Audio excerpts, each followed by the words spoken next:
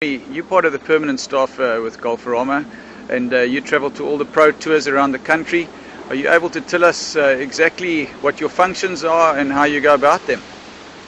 Sure, Craig. The role of the Golfarama chairman is really a liaison with the Sunshine Tour and then back to each of the clubs, the club coordinators. So I get the schedule from the Sunshine Tour and pass that on, and then discuss with each club coordinator the requirements, how many people we need, what we have to do at each of those tournaments.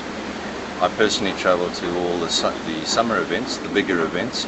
I'm not really needed at the small events, and mine's really an overseeing role at those tournaments to help when things go wrong, because I obviously have the experience from more tournaments than like this tournament's only once a year in this area, which makes it quite difficult for the coordinator.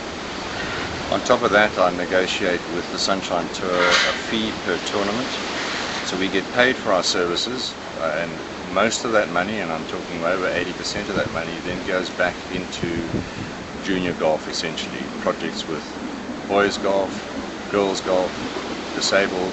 We have a great venture there, project there with First Swing with the disabled kids, and then other projects. So with the furtherance of golf, we introduced that function nearly 2 years ago, and Ken Walker's doing that at this point in time, and he's the liaison with a lot of people who put the request through, and we go through quite a stringent test to see whether the things that we invest in have a future. They need to be sustainable, so we're not here to just hand out money for the sake of it, but we do try and get rid of as much of the money that we've accumulated through the year during that. As an example, in 2012 we donated 1.2 million to these various organizations and projects, so it's a significant amount of money that gets pushed back into golf, and we're very proud of that because it's been going on for many years.